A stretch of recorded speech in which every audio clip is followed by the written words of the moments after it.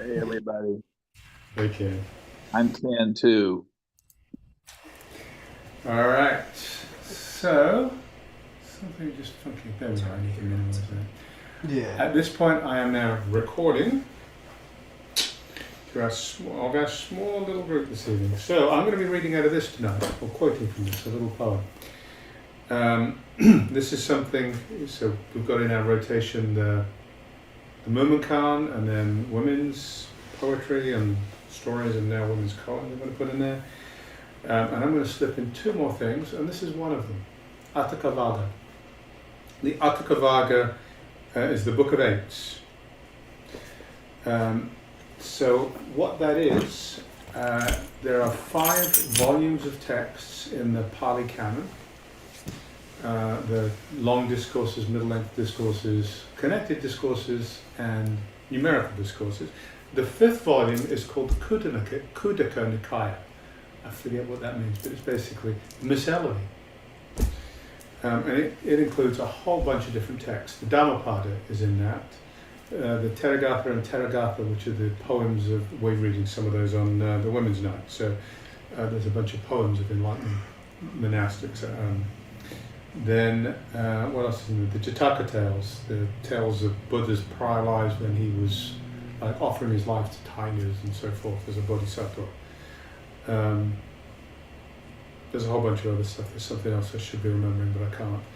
And then there's another larger volume in there, which is the Sutta Nipata. And within the Sutta Nipata, there's a whole bunch of stuff. So, for example, the Metta Sutta is in the Sutta Nipata. One section of the Sutta Nipata is 16 short poems, and it's called the Book of Eights because many of those poems have 8 4-line verses.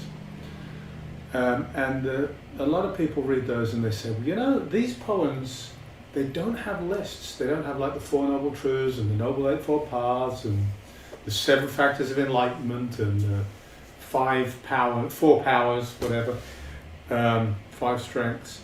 They don't have any of these lists. So this is early Buddhism. This is Buddha's teaching before Buddhism emerged. And I can see some truth to that. I can see a lot of truth to that. It's very simple. There's a really powerful core in there. But it does kind of overturn a lot of the stories, because one of the stories is his first sermon as he came back and he taught the 4 Noble Truths. So if that's the first thing he taught, how does this happen?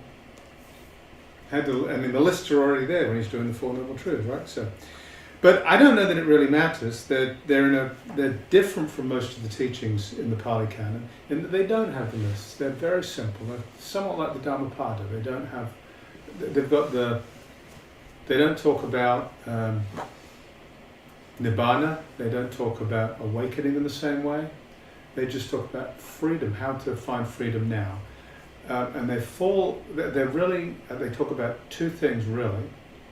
Many of them are stepping back from views, and many of them are stepping back from sensual pleasures. So not getting caught by sensual pleasures and not getting caught by views. So I'm going to pick one of these every month and we'll read it and talk about it. The first one of these is called the Kama Sutta.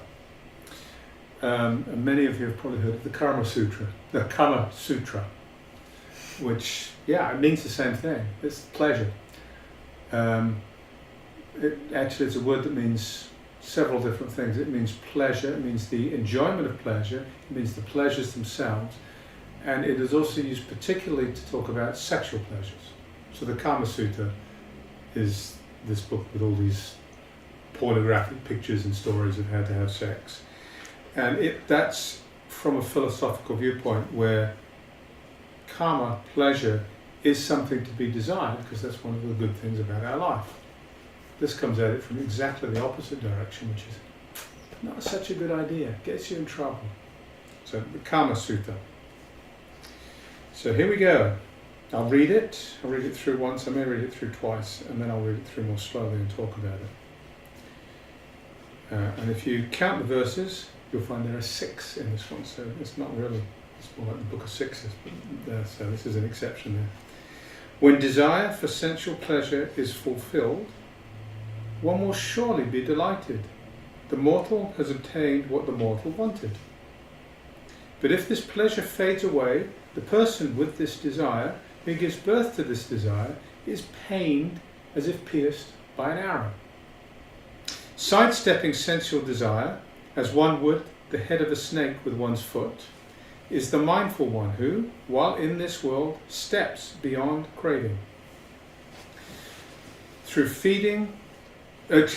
greed for fields, goods, gold, cows and horses, servants, women, relatives, and lots of sensual pleasures, one's weakness overpowers.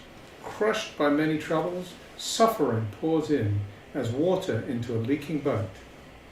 A person, ever mindful, therefore turns away from sensual desires. Abandoning them, one will cross the flood like bailing a boat to reach the far shore. Should have mentioned, by the way, this is a translation by Gil Fronsdal, and he's got a little commentary in here as well. It's a really nice little book. Bhikkhu Bodhi has a translation of the Sutta Nipata with some of the classic commentaries in a big volume. And then Tanisara Bhikkhu also has a translation of the Sutta Nipata, so it's in that. So there are different versions out there if you want it. All right, I'll read it one more time and then talk about it. When desire for sensual pleasure is fulfilled, one will surely be delighted. The mortals obtained what the mortal wanted.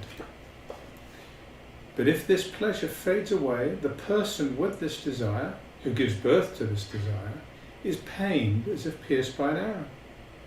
Sidestepping sensual desire, as one would the head of a snake with one's foot, is the mindful one who, while in this world, steps beyond craving.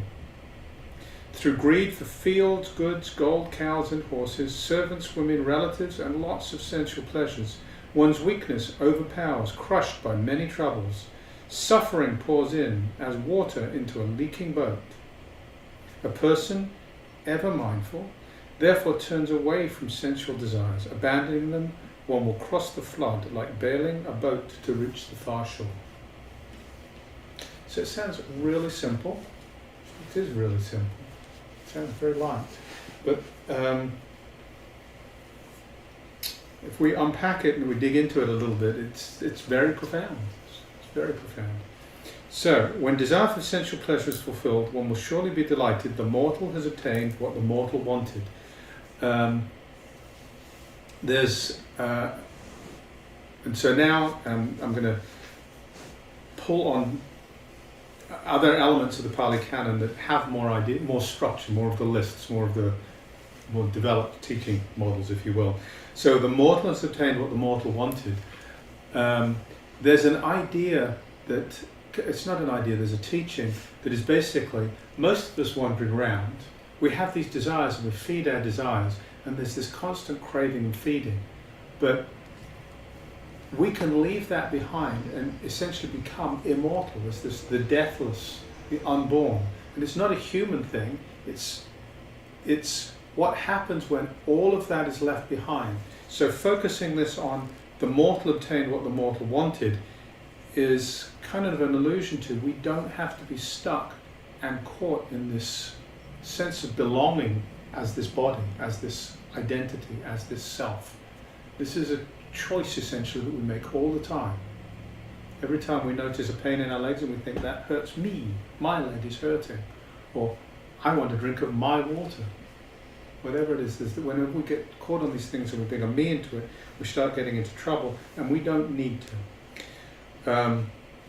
So in this case we're talking specifically about sensual pleasures. So in the first teaching the Buddha talked about avoiding self-gratification and avoiding the extremes of self-gratification and self-mortification. Self-gratification is very obviously sense pleasures. Self-mortification is also a kind of sensual pleasure. It's a negative sensual pleasure, but it's on that same spectrum. So he's saying, avoiding the extremes of getting stuck on these pleasures. I found the middle way. Which is precisely talking about not letting sensuality land. Nothing wrong with senses, nothing wrong with sensual pleasure. There's everything wrong with letting it land, because it can only cause suffering, as we get to in the next verse. But if this pleasure fades away, The person with this desire, who gives birth to this desire, is pained as if pierced by an arrow. The pleasure will fade away. Of course it will. Buddhism 101, the 3 marks of existence. All conditioned elements are impermanent. All conditioned things are impermanent. They have to be. And if they're impermanent, they have to cause dukkha. If we're remotely attached to them, they have to cause dukkha. How can they not? Because they're going to change, and we're going to go grasping after them, and we're going to continue changing, so it's going to cause dukkha, which is the word we translate to suffering, which is, I always find it kind of a clunky translation. It means like unsatisfactory, dis-ease, discomfort. Something's not quite right. There's just that nagging at the edge. There's something that's uncomfortable. And who gives birth to this desire? The desire isn't native. It's something that's creative, something that we bring into being. And we get into the 12-link chain of causation here. So there's this first element where there's a contact and there's an experience of contact, some kind of positive or negative sensation, and we just build on top of that. We want more, we crave, we cling, and if we grab hard enough to it, we give birth to something. So there's this sense of becoming, of birth. So that's all in this little verse. But if this pleasure fades away, the person with this desire, who gives birth to this desire, is pained as if pierced by an arrow. Sidestepping sensual desire, as one would the head of a snake with one's foot. So just stepping past sensual desire. And it is profoundly countercultural, but if you really land on what's going on with sensual desires, the common sense of sidestepping sensual desires is clear. And again, it's not saying don't engage the senses, it's not saying don't notice sensual pleasure, it's sidestepping sensual desire. It's the getting stuck, the attachment, that's the problem.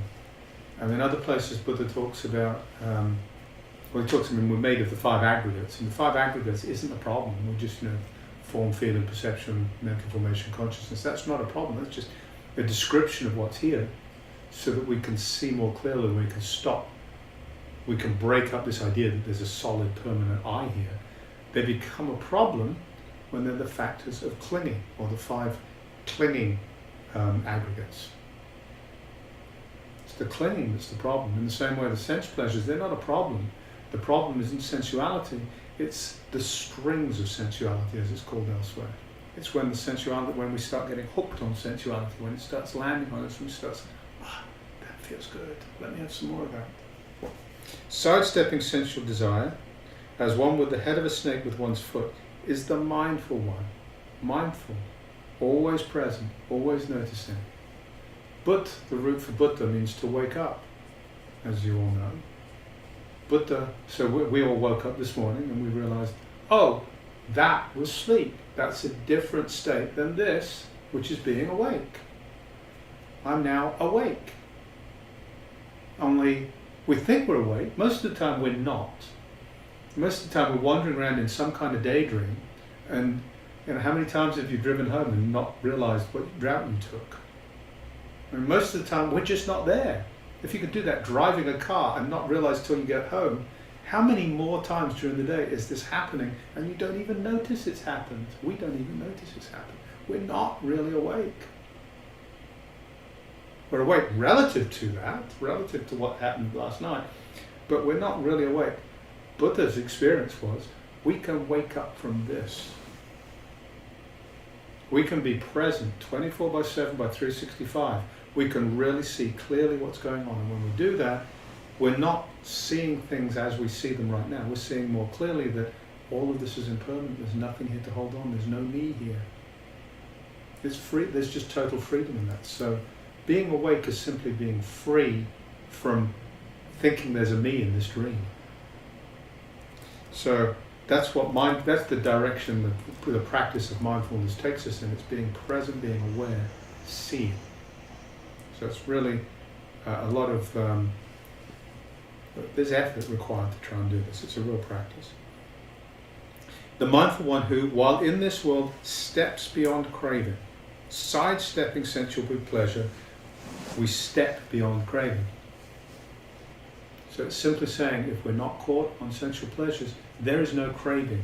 And this gets into a lot of metaphors about the fire and nibbana, which means extinction, which is actually a release rather than a putting out, which I will talk about on Saturday, by the way. Fire sermon and all that, don't you know? But the point, while in this world, he's not saying, the poem isn't saying, we go to some magical place, we go to the Pure Land, or we have to die. He's saying, we can do it right here, in this very life. We can wake up from all craving and be free right now. Through greed for fields, goods, cows, gold and horses, servants, women, relatives, and lots of sensual pleasures, an endless list if we wanted, one's weakness overpowers. One's weakness overpowers. Do we really want these sensual pleasures? Or do they come on us and we say, oh, okay. Well, the truth is, most of the time, we're pretty passive. And once we start recognizing the truth of this and we start trying to practice to not get caught by sense pleasures, we start noticing more and more how passive we are and how weak-willed we are. How this stuff we keep on letting this stuff in. And it never does any good. There's always a dark side to this story. One's weakness overpowers. Crushed by many troubles. A bowl of ice cream isn't a trouble at first, but if you really like it and you go back to Brewster's too often and you start putting on a few pounds and start spending too much money and wasting too much time, it starts to become trouble. Suffering pours in as water leaking into a boat.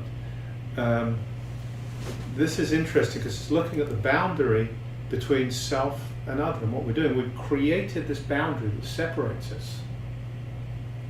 And by not guarding that boundary well, we're allowing things that cause suffering to come through that boundary, and they come flooding in. And there's lots of different ways of playing around with this idea. So one is, many of you have heard me say this before, when you're meditating and there's a leaf blower outside, there's not a problem with the leaf blower. The leaf blower is doing its thing, so why do you get uptight about it? Well, the problem isn't the leaf blower. The problem is when I go out to meet the leaf blower. Again, it's stepping through this boundary. If I'm just happy being me and not letting the leaf blower be the leaf blower, everything's fine. Everything's just fine. And that's really the reality of it. But I insist on going out, chasing after and meeting the leaf blower. And we can look at it the other way and say, I let the leaf blower in. The leaf blower doesn't have to come in and interfere here. I just let it come in and interfere. And by doing that, I'm fabricating this identity on which the leaf blower lands. There's this stickiness, there's this problem that happens when I allow this interaction to happen. If I don't fabricate that problem, then the leaf blower can just go straight through. It's just non-attachment. It just, it can just go straight through, or I can go straight through the leaf blower. There's no reason for us to get stuck. We can engage, but not get stuck. A person, ever mindful again, this mindfulness, therefore turns away from sensual desires. Abandoning them, one will cross the flood like bailing a boat to reach the far shore. So the flood is a term that's used not uncommonly in this literature, and there are four floods. When talking of the flood, we're talking about four different floods. The first two are sensuality, and flood is a really good word for this, because if you think about it, sensuality is one of the four floods. Well, we let sensuality come in and it floods us, we become overwhelmed. It's a term used in therapy, right? I mean, to be flooded is to be so overwhelmed emotionally one can't respond from a place of calm. So flood is a really useful word. You think, what it actually means, the water flooding, and it just completely drowns. It means there's no capability for a sensible response. So we let our sensuality flood us. That's one of the floods.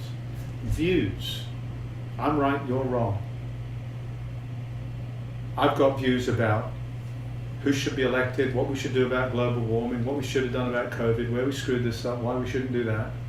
And I'm right because I'm really smart and I spend a lot of time thinking about this. And you're all wrong because, well, I don't care. You're just wrong. I mean, we become prisoners of our views. We get flooded with our views because they just take over and they define a worldview, and again they create all these boundaries between self and other and create friction at those boundaries. So holding on to views, we get flooded with these views. Sensuality views, becoming, and those two, by the way, you've got the four clingings which show up, and there's real overlap. The four clingings are those two and a couple of other things, but becoming. And it's the same idea. Becoming can either be becoming or it can either be creation or nihilism, real verification or nihilism. So destruction is a form of becoming, it's a negative becoming. But with all of our ideas, as we create views, we're creating things. Stuff is coming into being. Ideas are coming into being. Views of the world are coming into being. And there's stuff out there, but we don't really notice it's stuff. So I've got a room full of cushions in front of me right here. And it's just, I mean, if I'm wandering around, I don't even notice it. When I start labeling it and I see there are 20 cushions and 20 mats and 6 chairs, it starts becoming stuff. It started to create, it started to have a solidity that wasn't there before I started doing this. So we've become flooded with this becoming. And the last one is ignorance. And but just wandering around, ignorance classically here means not knowing the Four Noble Truths. But if you go around with a position of not seeing clearly, not paying attention, not noticing what's going to come, what's going on, that can also flood us. So these are the 4 floods. Abandoning sensual desires, one will cross the flood, cross all of this, which all causes so much suffering here and out there. Because when I'm in this place where I'm overwhelmed with all of this and dukkha is landing here, the way this presents in the world can only cause dukkha out there. Like bailing a boat to reach the far shore. The far shore is Nibbana. So this doesn't have all the old metaphors in yet. It's got the far shore. The far shore is release, is freedom. Where we're not stuck. Nothing lands. There's liberation. There's no dukkha there. And like bailing a boat. So the boat is full of all this stuff we've left in. We just get it all out. We've got to bail the boat. And as we bail the boat, it becomes lighter, it becomes empty, and we can then go to the other shore, free. So that's the first one of these verses, and that's what I have for you tonight, folks. So with that, what do you all have for me? What does that bring up? Thoughts, questions, comments? Ernest, what was the title of that book again? So the Pali title is the Attakavagga, A-T-T-A, which means 8. Okay. Vagga means book, or Wagga, it should be pronounced, means book. So it's the Attakavagga, which is in the Sutta Nipata. And this delightful little book by Gil Fronsdale is called The Buddha Before Buddhism. And it's a small form, it's 160 pages, and you can see there's the book with my cell phone across the front of it. It's a small book. Just a pretty quick read. Yes? What you had mentioned about the leaf blower metaphor, you don't have to let that in. Does that also work with people as well? Absolutely. Okay. Could you give me kind of like a deeper example of that then? Yeah. I mean, I'll give you layers of examples. The first one is there's a couple of people, you're sitting there and the window's open and you're meditating, and there's just a couple of people walking down the street. And the sound of human voices, they're talking. The sound of human voices is very different than the sound of birds, than the sound of the wind in the trees or rain. There's something, there's a real edge when a person shows up. It's like, why are they talking? Shut up! How dare they? It's the same. You don't have to let that in. You don't have to let that in. You don't have to, or you don't have to go out and meet that. They're just doing their thing. They don't even know you're there. why do I have to interfere with that at all? Mm-hmm. And they could be having a very sweet, nice conversation. You could hear the tone is really sweet and nice. That's lovely. Why do I need to do that? They could be having an argument. The same's true. Why do I have to go out and interfere? I'm not going to be well received going and interfering. It's not going to work well for anybody. What I can do if I choose is I can send some loving kindness in their direction. There's a practice of metta practice, which is reciting some verses of kindness or goodwill. And I can do that and offer, like we did with the dedication of merit just now. Dedicate the merit of this practice to all beings throughout space and time. I can do something like that and offer merit to them, which isn't really going out and meeting them, but it's just spreading goodwill in the world. And you can extend from that to where you're with friends or family and somebody says something to you that just doesn't land well. You don't have to let it land at all. You can let it pass straight through, and that's just a choice. Because what they say to you, I mean, in cynical terms, it's about them, not about you. You don't have to let that land. Because when you let it land, what you're doing is you're creating an identity around what has just happened. It's going to be, if the way I described it is something you don't like. So you're going to create an identity that resists what just happened out here. And so you're creating something fairly solid that is impermanent, that can only cause you suffering. Bother to create an identity. It's a lot of work. It's a lot of work to do something that is only going to hurt you. Does that help? It does. Makes a lot of sense. And something else I like to say a lot is we are all the time, not all the time, we all try and make ourselves happy. We're all trying to be happy. We're trying to move in that direction. We're just not very skillful. So that move of resistance to what was just said is this trying to make itself happy. That hurt. I need to defend myself against that. So you're trying to do this to make yourself happy. It's just really unskillful. Because actually, it's not going to protect you. It's not going to create peace. It's going to protect and calcify a suffering being and make more suffering come out of it. By creating more layers of identity, holding on to more impermanence, holding on harder to the impermanence you already have, it's just going to hurt more. So the skillful maneuver would be to, as it said, like sidestep? Yes. Sidestep. Okay. Yeah, absolutely. Cool. Don't let it stick. Just don't let it stick. What else, folks? I had one more question. Mm-hmm. Off topic. I was wondering, how is there a way to consistently reach dhyan? Reach dhyana? Yeah.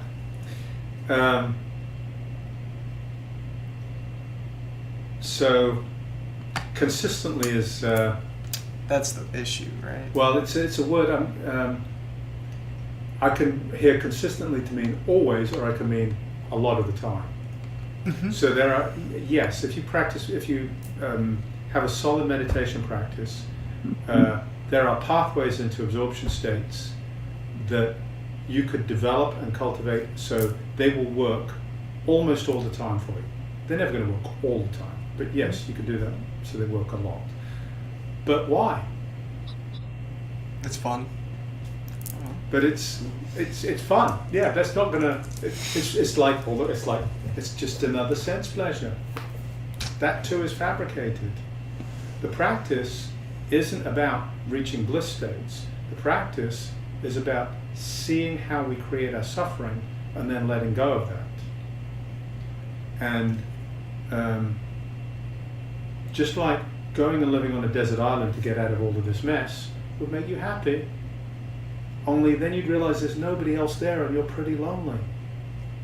So getting stuck in bliss states, the jhana is a useful practice because it is quiet and settled, and in those states things have slowed down much more and we can see more clearly if we're really paying attention while we're there. But what that means is in those places looking at what is still being fabricated. What am I doing that is still causing suffering, that is still going to cause suffering? It's not sitting there saying, this feels really good. So the far more important meditation practice is paying attention, seeing how suffering is arising, and practicing seeing it and letting it go before it lands. Does that make sense?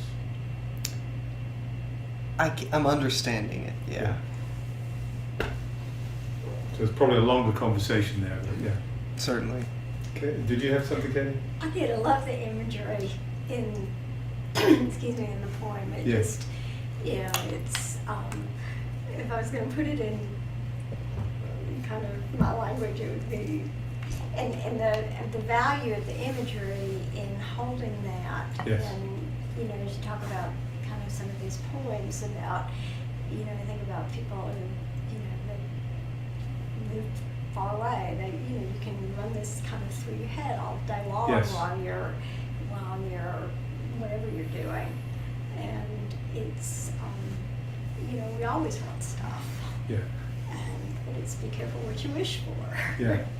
because the flip side of it is whatever it is that we want is making us happy. We're going to lose it, and then that's going to feel bad. And so, first off, step around the snake. It is lovely. Don't tempt fate. Just don't go. If you see a snake, don't go poke it. Yeah. And then the second step is when we do get flooded, to bail the boat. Look at what can I let go of as I'm going through this, and how does that help? And trying to bail a boat in a flood is not an easy thing. No. They're lovely metaphors. And so it just really sticks with me, and something that that because of the imagery I can carry it with me. Thank you. That is really important. We Buddha sits up there and we revere this person as this person who woke up on their own and didn't have a teacher and all the rest. I think the truth is there are probably gazillions of people. Gazillions is probably an exaggeration. There are a lot of people for whom the same has happened. They don't reside on altars all around the world because they didn't have the gift of the gab like the Buddha did. Well, His poetry is amazing. This to me is like grandmother wisdom. Yeah. I mean, it's sort of stuff that if you really stop and you think about it, you kind of already knew all that stuff. Yeah. But it puts it together in a way that's kind of easy to hold. Yeah. And at the time, if this, obviously I don't have Pali as a language of fluency, and I was not around at that time, so culturally I didn't fit anyway. But his poetry is full of puns. It's really linguistically so clever. And double entendres where both meanings are relevant, and he's not even clear, it's both meanings are relevant and valuable. And it's just, the poetry is powerful. And he plays around with meters, uses unorthodox meters. So yeah, linguistically and stylistically, it's beautiful stuff. But it makes it easy to remember. Yes, absolutely. I mean, some of the suttas, when you read them, it's sort of like, oh. Yeah. And yeah.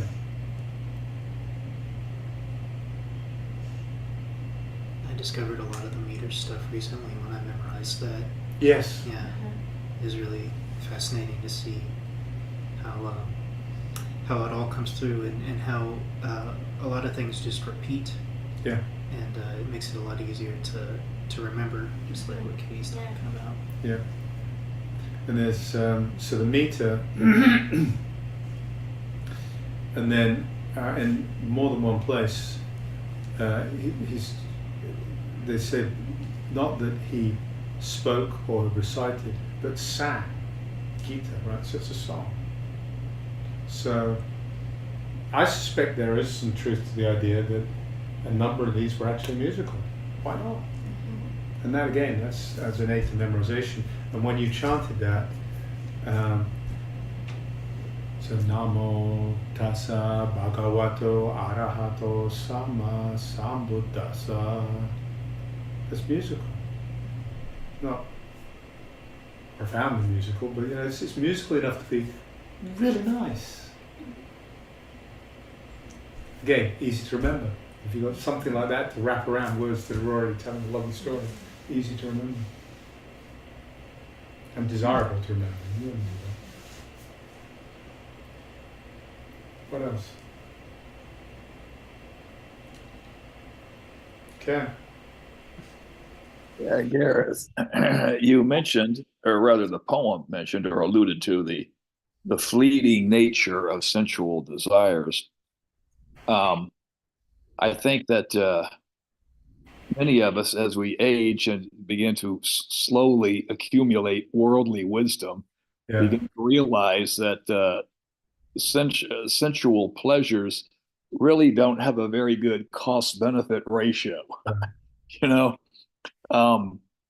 my grandson, he's 19 years old. Matthew's 19. He just told me that granddaddy, I don't want to go back to college. He just finished his freshman year in college. I want to go to work and make enough money to buy a car. So he's infatuated with cars. And I can see all this coming because I was 19 years That's old right. myself and wanted to have a cool car. But the wisdom that I have accumulated very slowly over 71 years just does not land on a 19-year-old kid.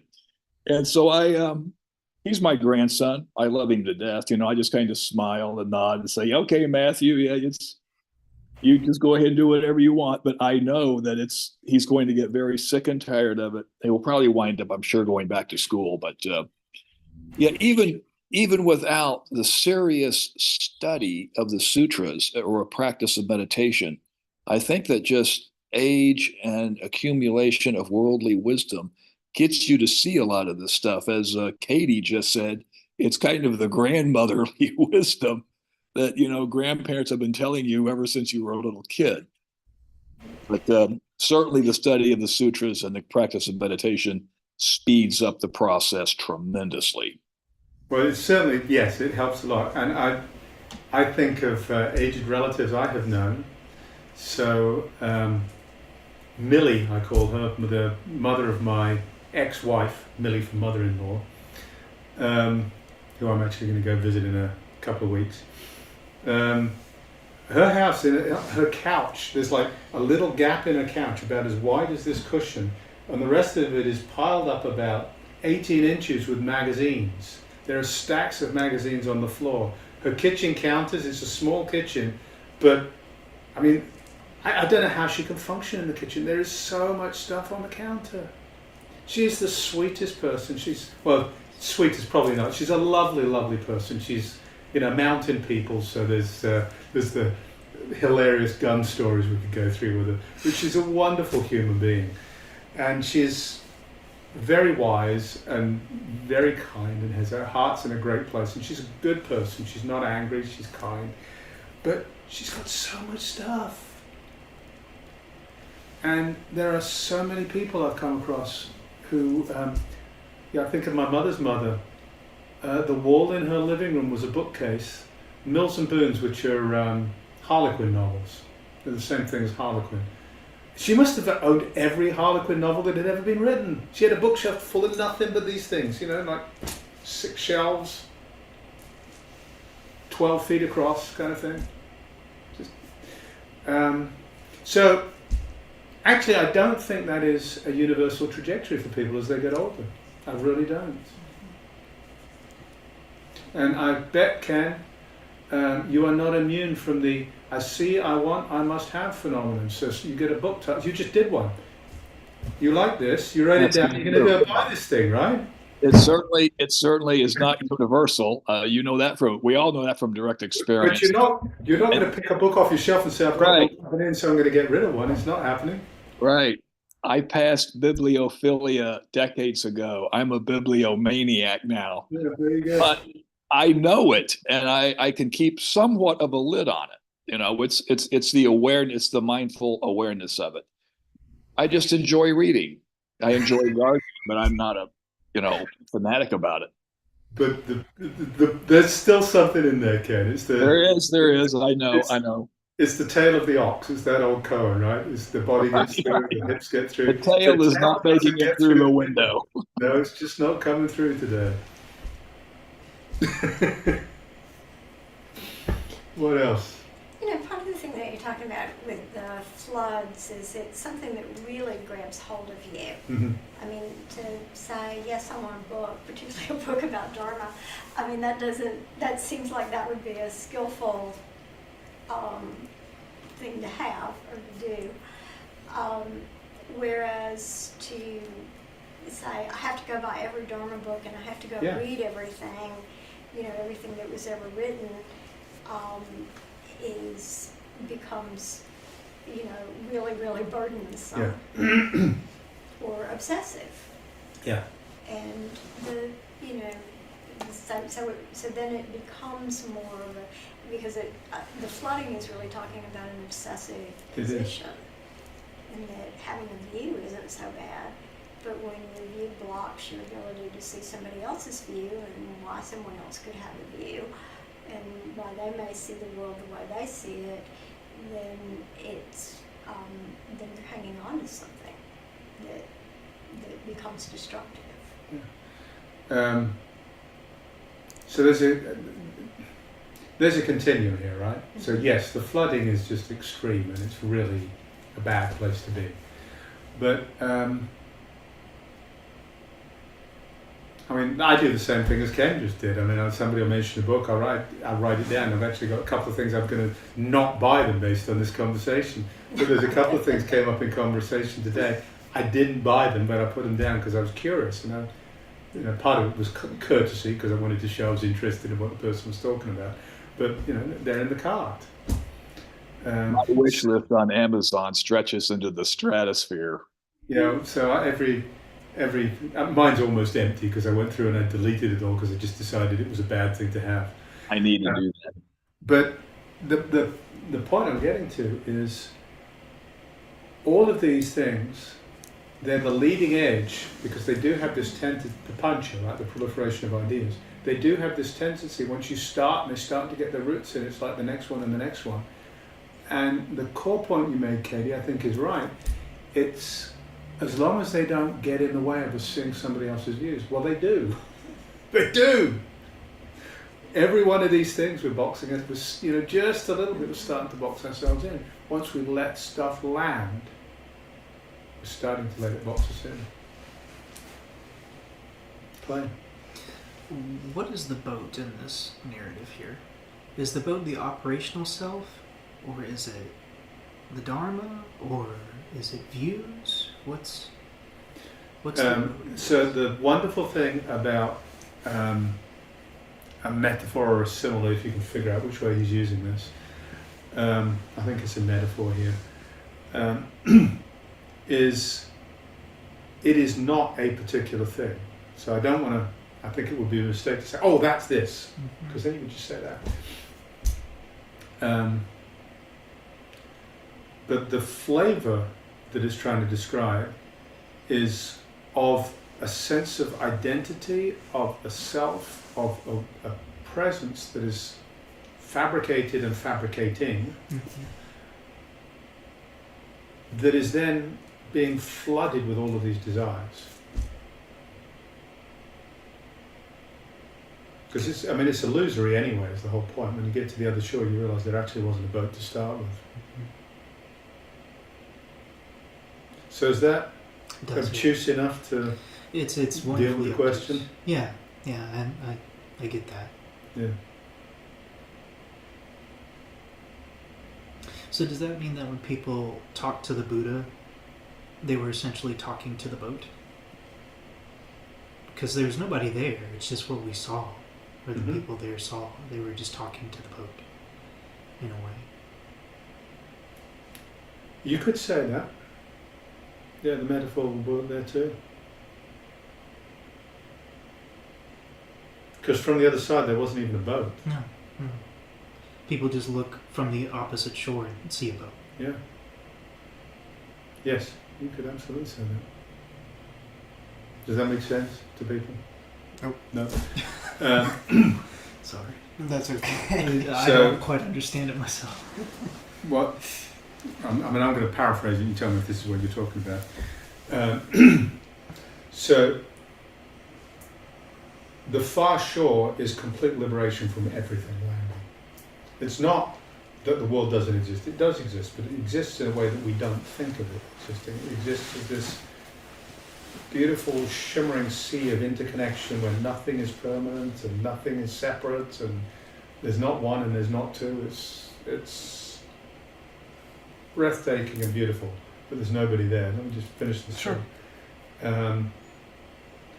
And so the Buddha woke up and recognized this truth, so was no longer caught in any of this. So from the side of the person we talk about as the Buddha, the Tathagata, there was no experience there of being a self. There was no experience of being a boat. There was no experience of identity at all. There was just this wonderful presence and the ability to function in it. But from this side, what we saw was a human being walking around. It's not symmetrical. Does that? So you had something else you were going to say? That sea of interconnectedness, is that what's referred to as Brahman? Or is that something else? In the Sanatana Dharma, in some schools of Hinduism, that would be a way of looking at Brahman. Well, more of... it would probably be more looking at Ishvara or at Atman.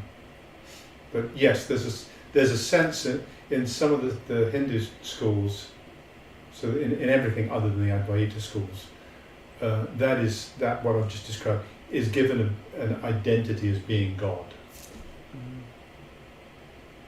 Okay. Does that answer the question? Yeah.